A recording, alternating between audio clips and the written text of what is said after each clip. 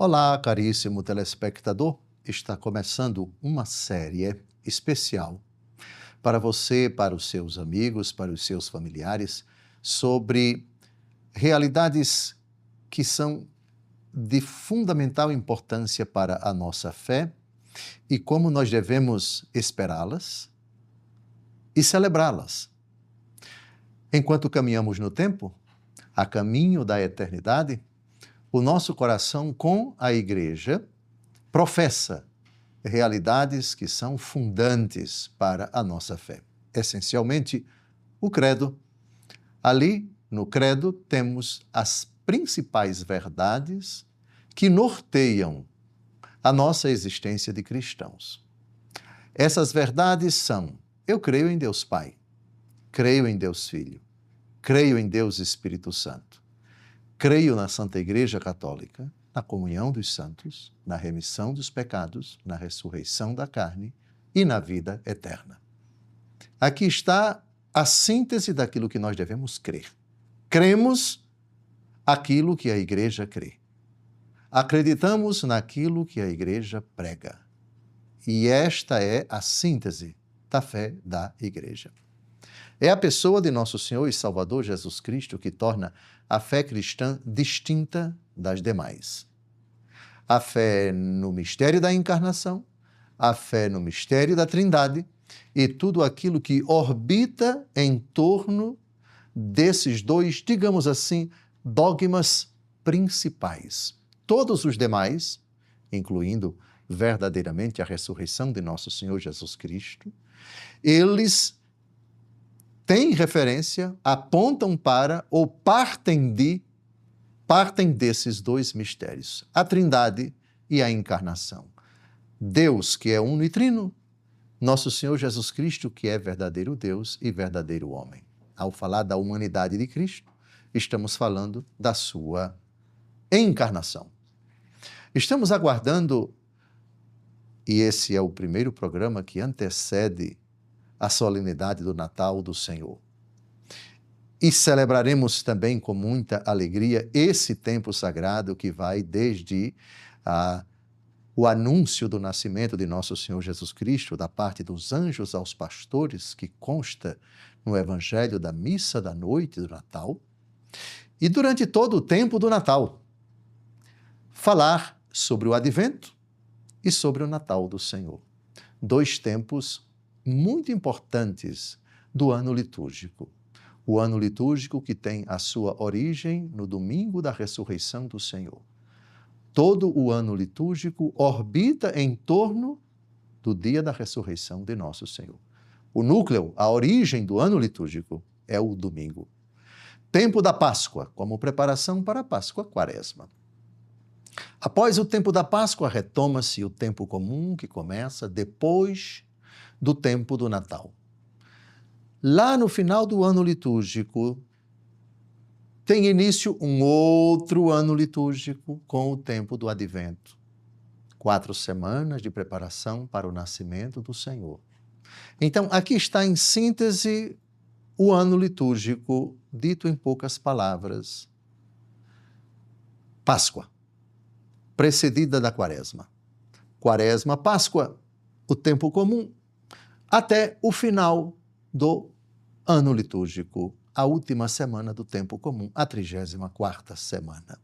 Depois começa um outro ano litúrgico com a preparação para o Natal. Advento, depois o tempo do Natal. Depois inicia-se o tempo comum até o começo da Quaresma. Interrompe-se o tempo comum, entra-se na Quaresma preparando-se para a Páscoa do Senhor. Portanto, tempos fortes do ano litúrgico, nós temos Páscoa precedida da Quaresma. Natal precedido do Advento. Aqui estão os 4 tempos fortes.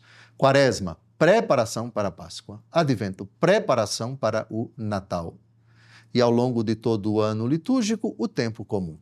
Aqui estão os 5 tempos, por assim dizer. E ao longo desse tempo, comemoramos com solenidades, com festas, com memórias obrigatórias, Cristo nosso Salvador, também nos seus anjos e nos seus santos. As memórias obrigatórias, as festas obrigatórias, as solenidades, etc., para celebrar ao longo de uma jornada de 365 dias o mistério do Senhor, o mistério do amor de Deus que entra na história do homem. Assim, o tempo está carregado de eternidade na Sagrada Liturgia.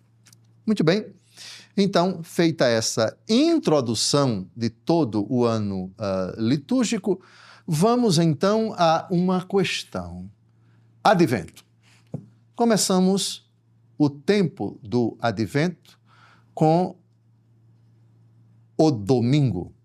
Tudo começa com o domingo. O ponto de partida é o domingo. O ano litúrgico tem origem no domingo da Páscoa, na ressurreição do Senhor.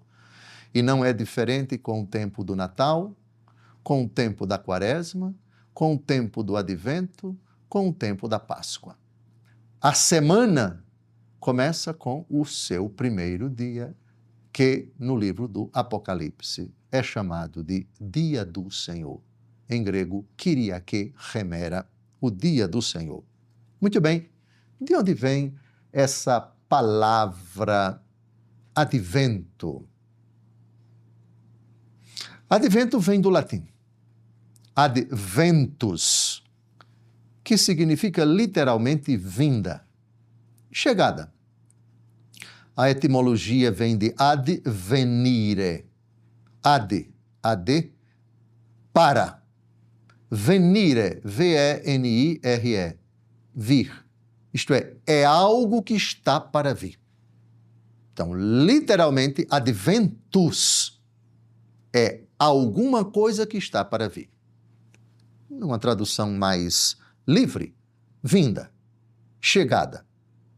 Pois bem, essa expressão a Igreja assumiu para designar esse tempo, dado que ela é uma frase de um vocabulário, e esse vocabulário já existia no mundo onde Cristo Jesus se encarnou. Portanto, o mundo romano, que falava o latim, essa expressão designava também o anúncio da chegada do imperador, o advento de uma boa notícia, da realização de uma conquista, de uma vitória numa batalha, ou então a notícia que está para chegar: vai nascer o filho do rei, vai nascer o herdeiro do trono, etc., etc. Vários significados a palavra advento assumia, dependendo do contexto, dependendo da notícia, dependendo da pessoa que escreve, sobre o que ela escreve, como também na língua portuguesa. Vinda, chegada, é uma expressão que se aplica em tantos contextos, tantas circunstâncias. Pois bem, no cristianismo, essa expressão, aliás pautada, aliás alicerçada, na pregação dos apóstolos no Antigo Testamento, na pregação de João Batista, dentre todos os nascidos de mulher, nenhum é maior do que João. Qual é a realidade que pode definir todo o Antigo Testamento? O Antigo Testamento é preparação para o Novo. O Antigo Testamento, sobretudo nos oráculos proféticos, anunciam algo que está para chegar. Por exemplo, eis que a Virgem conceberá e dará à luz um filho, e ele se chamará Emanuel, livro do profeta Isaías. Portanto, é uma profecia de alguém que está para chegar. Portanto, o profeta anuncia o advento do Messias.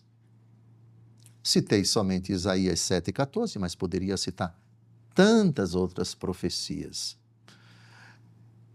Então, a palavra é muito apropriada para a dinâmica da história da salvação no cristianismo, também no judaísmo. Judaísmo e cristianismo. O advento do Messias, o advento do Salvador, o anúncio da chegada do Salvador. Pronto, aqui está a etimologia e também, diríamos, aspectos da história dessa realidade, dessa nomenclatura assumida pela Igreja. Entre vós está aquele que vós não conheceis. Eu não sou digno de desatar as correias de suas sandálias. João Batista anuncia aquele que já chegou. Os profetas do Antigo Testamento anunciam aquele que está para chegar, aquele que está para vir. Portanto, é plenamente consoante com a dinâmica do Novo Testamento e do Antigo Testamento, essa nomenclatura que traduz um período de expectativa, de preparação para a chegada do Messias, para a chegada do Salvador. Bem, quais os primeiros sinais na liturgia da Igreja da existência do tempo do advento? Discutem os liturgistas e também os estudiosos da história da Igreja quando surgiu de fato o tempo do advento.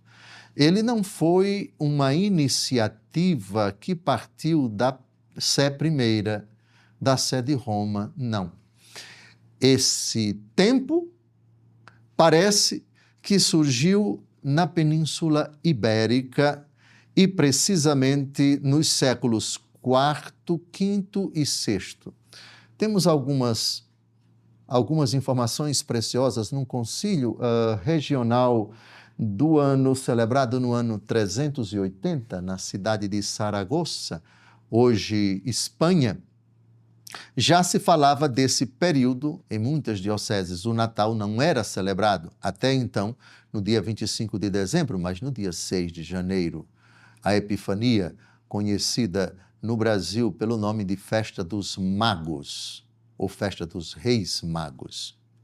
Também temos outra informação no Concílio de Tours, na Gália, atual França, século VI, no ano 567, já temos notícia de um chamado jejum de São Martinho de Tours, jejum que começa no dia 11 de novembro, que é a festa de São Martinho, e vai até o Natal do Senhor.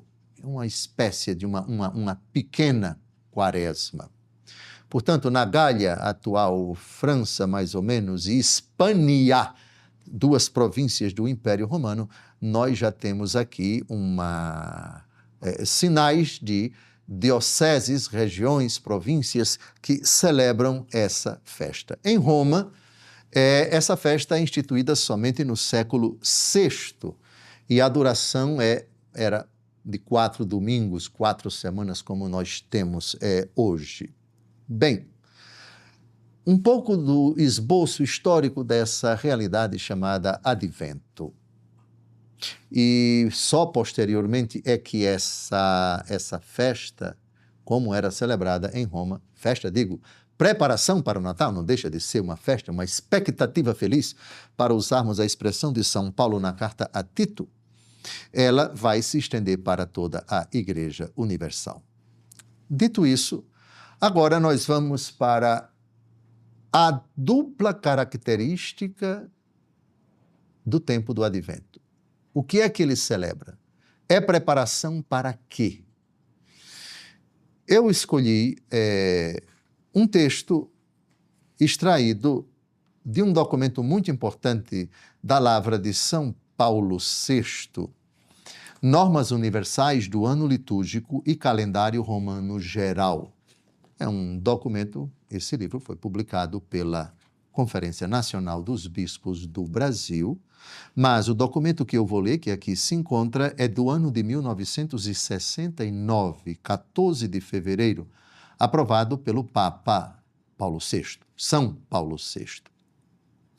E é no parágrafo 39 desse documento, Normas Universais do Ano Litúrgico e Calendário Romano Geral, que nós temos a finalidade do tempo do Advento.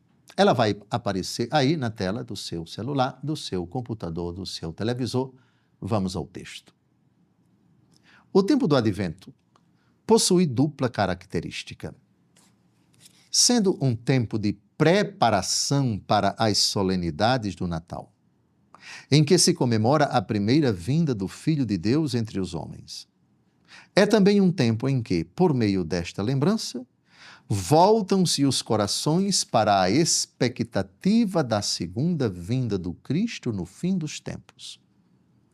Por esse duplo motivo, o tempo do Advento se apresenta como um tempo de piedosa e alegre expectativa. Então, nos preparamos para a chegada do Senhor no tempo. O Verbo se fez carne e habitou entre nós, e o dia do nascimento de nosso Senhor é celebrado de forma especial pela Igreja, o dia do Natal do Senhor. Mas aquele que veio a primeira vez na carne, humilde, pobrezinho, virá um dia com poder e glória. Também nós nos preparamos para essa segunda vinda. Pronto. Homens da Galileia, por que estáis a olhar para o céu? Esse Jesus que viste subir, virá. Pronto. Eis que venho em breve, assim termina o livro do Apocalipse, assim termina a Bíblia Sagrada. Então, o nosso coração se volta para essa dupla vinda. Uma que já aconteceu no tempo, portanto, há 2000 anos, e que nós celebramos na Sagrada Liturgia. Um dia no ano. A questão de por que o dia 25 de dezembro, e não antes e não depois, eu não vou abordar aqui. Mas, com toda certeza, a tese segundo a qual a Igreja instituiu o dia 25 de dezembro porque era uma festa pagã e a Igreja decidiu cristianizar essa festa, que era uma festa celebrada para o nascimento do Deus Sol, isso não procede. Por quê? Porque já temos em Santo Hipólito de Roma, que viveu antes de Constantino, o imperador que se converteu ao cristianismo, e antes dele, os cristãos não tinham liberdade de ação, não celebravam publicamente o culto divino, eram perseguidos. O Império Romano não se tem notícia até Constantino de uma celebração, atenção, de uma celebração que cristianiza uma festa pagã. Não. É uma inverdade histórica. Os cristãos já celebravam o nascimento do Senhor no dia 25 de dezembro, antes de Constantino se converter ao cristianismo. Fiz somente essa alusão. Isso mereceria um outro programa, enfim, mas essa afirmação ela não procede, historicamente ela não se sustenta. Deixemos isso para uma outra ocasião. Então, aqui está a dupla preparação, aqui está a dupla expectativa. Avancemos agora com os 3 parágrafos desse documento já citado, normas universais do ano litúrgico e calendário romano geral, 3 parágrafos pequenos para algumas informações sobre o tempo do Advento, quando ele começa e quando ele termina. O tempo do Advento começa com as primeiras vésperas do domingo, que cai no dia 30 de novembro, ou no domingo que lhe fica mais próximo, terminando antes das primeiras vésperas do Natal do Senhor. Os domingos deste tempo são chamados primeiro, segundo, terceiro e quarto domingos do Advento. Os dias de semana dos dias 17 a 24, inclusive, visam de modo mais direto a preparação do Natal do Senhor. Então, nós temos aqui o tempo do Advento intercalado, dividido por semanas, 4 semanas. Do primeiro domingo do Advento até o dia 16, nós temos uma etapa muito importante para a chegada do Senhor, como preparação para o Natal. De 17 a 24, portanto, a semana que antecede imediatamente o Natal do Senhor é uma preparação mais voltada para o nascimento de nosso Senhor e Salvador Jesus Cristo. Isso quer dizer que, ao longo do tempo do Advento, nós temos na Sagrada Liturgia, nas suas leituras especificamente, o quê? Nós temos uma abordagem acerca da primeira e da segunda vinda de Cristo. Tudo começa com a segunda vinda de Cristo. E aí a liturgia vai avançando até a chegada do Senhor, que virá uma segunda vez, ele que já veio na carne. Isso para que a gente compreenda que muitas leituras, e eu me refiro à primeira leitura do profeta, as férias do tempo do Advento, há uma insistência muito grande da parte da igreja, há uma presença constante, eu diria, maciça dos profetas, particularmente o profeta Isaías, contendo aqueles oráculos a respeito da vinda do Senhor, a primeira e a segunda. Os salmos sempre são uma resposta às leituras, portanto, a temática do salmo responsorial sempre tem relação com a primeira leitura, e isso não apenas no tempo sagrado do Advento, e os evangelhos, eles vão avançando, eles vão evoluindo, abordando, enfocando aspectos da segunda vinda de Cristo e da primeira vinda de Cristo. Segunda vinda com poder e glória. Primeira vinda na carne, humilde, o mistério da encarnação. Quais são os livros da palavra de Deus mais citados, que mais aparecem, que mais são lidos ao longo do tempo do Advento? Bem, como primeira leitura, seja no domingo, seja nos dias de semana, o profeta Isaías é, sem dúvida, aquele que mais aparece. Não é o único profeta. Às vezes aparecem outros, como Miqueias, como Oséias, etc. Evangelhos. No ano A, dedicado especialmente ao Evangelho segundo Mateus, é óbvio que a prioridade aparece com muito mais frequência o primeiro Evangelho. Ano B, São Marcos. Ano C, São Lucas. Mas ao falar ano A, Mateus, ano B, Marcos, ano C, Lucas, não significa dizer que só aparecem, só são contemplados esses evangelhos. Não, mas a grande linha mestra do ano A é o enfoque principal, o evangelho segundo Mateus. Ano B, São Marcos, ano C, São Lucas. Ainda que aqui, ali e acolá, algum dia, alguma solenidade, enfim, esteja contemplado um outro evangelho. Nosso Senhor Jesus Cristo, vindo com poder e glória, nós sabemos o que ele vai realizar por ocasião de sua vinda gloriosa. Vai julgar os vivos e os mortos.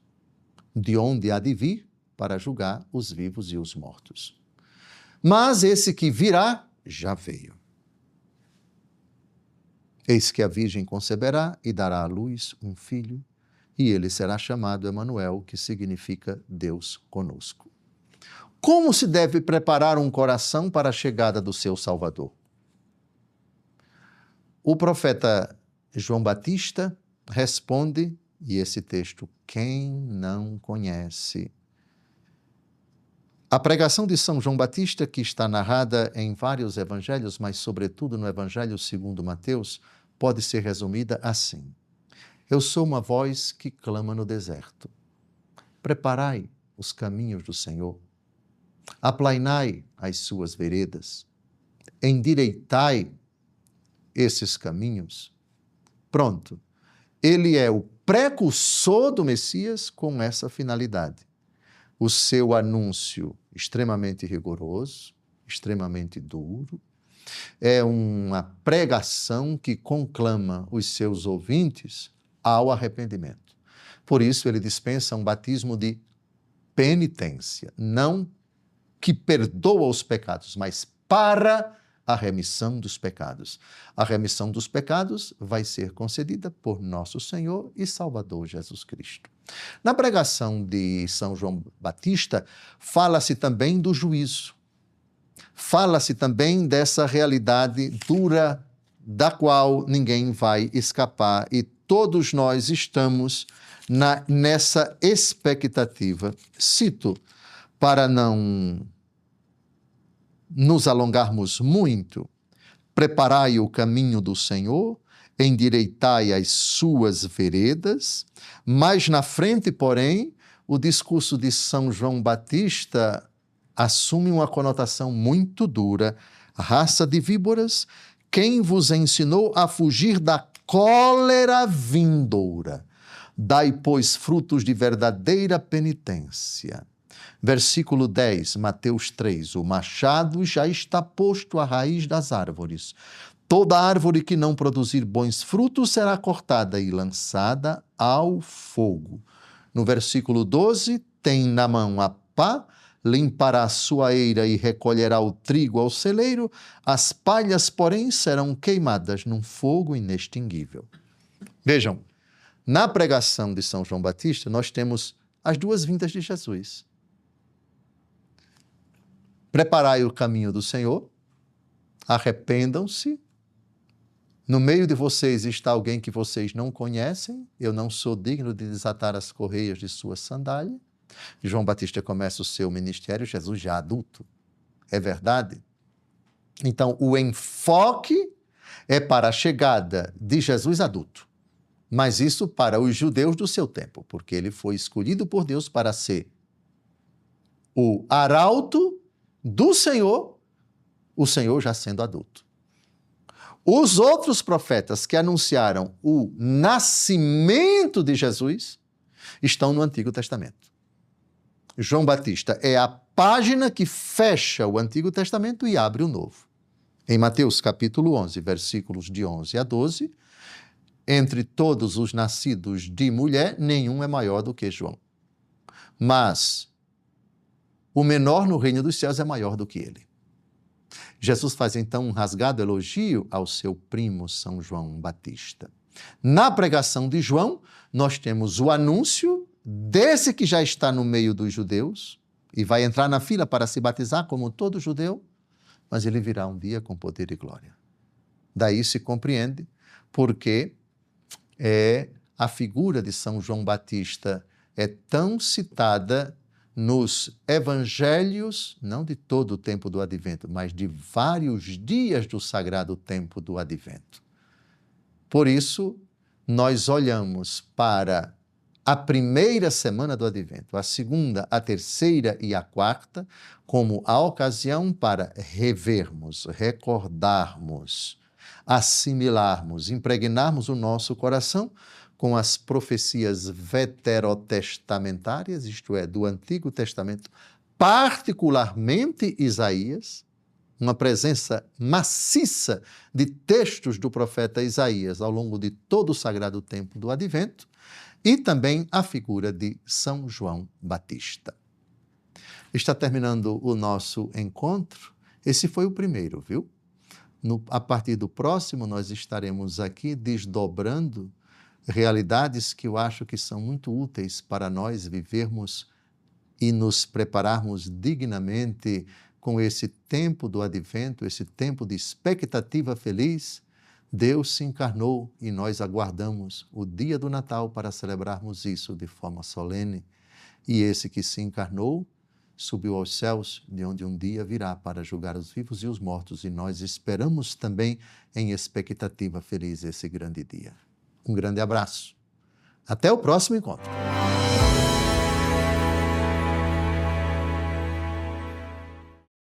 Obrigado por ter assistido a esse vídeo. Divulgue-o, multiplique, transmita para todos aquilo que você assistiu. Seja um evangelizador. Deus abençoe sua vida.